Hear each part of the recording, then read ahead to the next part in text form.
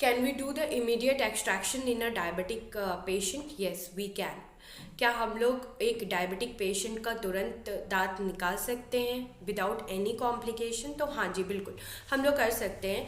और जो कॉम्प्लिकेशन होंगे भी वो ट्रीटेबल होंगे, इसमें ऐसा कोई बहुत बड़ा इशू नहीं आएगा पेशेंट को। तो फर्स्ट चीज़ जो है, हमें उसका ब्लड शुगर लेवल जो उसका टेस्ट होगा उसको देखना है।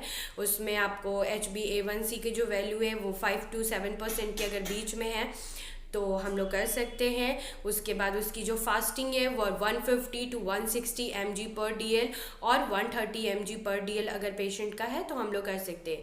अभी जो डायबिटिक पेशेंट में है उनका दूसरा चीज़ भी देखना है, जैसे उनको बीपी का प्रॉब्लम तो नहीं है, उनको थायराइड प्रॉब्लम तो नहीं है, उसके बाद वो कौन सी मेडिसिन यूज़ कर रहे हैं, उनको कोई कार्डियक प्रॉब्लम तो नहीं है। अगर कार्डियक प्रॉब्लम है तो फिर वो लोग ब्लड थिनर पे होंगे। ब्लड थिनर में जो आपको होंगे या तो फिर वो प्रोपाइलोप्रिल पे होंगे या फिर एस्पिरिन पे। अभी जो इसके हैं वो 2 डोजेज होंगे, 75 mg और 150 mg।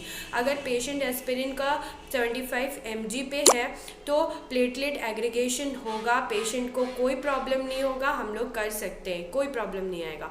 अगर पेशेंट 150 mg पे है तो हम लोगों को उसके कार्डियोलॉजिस्ट से कंसेंट लेना है।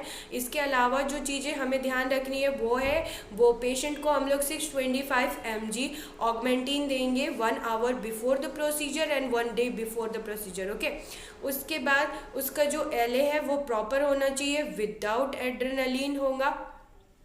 इसके बारे में हम लोग दूसरे वीडियो में डिस्कस करेंगे क्यों हम लोग विदाउट एड्रेनलिन उसको LA यूज़ करेंगे डायबिटिक पेशेंट पे। उसके बाद उसका जो ड्यूरिंग प्रोसीजर है पेशेंट किसी भी स्ट्रेस में नहीं होना चाहिए, इस चीज़ का ध्यान रखना है।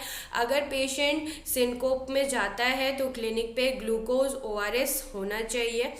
उसके बाद जो हम लोग उसके जो सॉकेट होंगे, टूथ के सॉकेट, उसमें हम लोग एल्वोजिल डालेंगे और उसकी प्रॉपर सूचरिंग करेंगे टू प्रमोट द हीलिंग।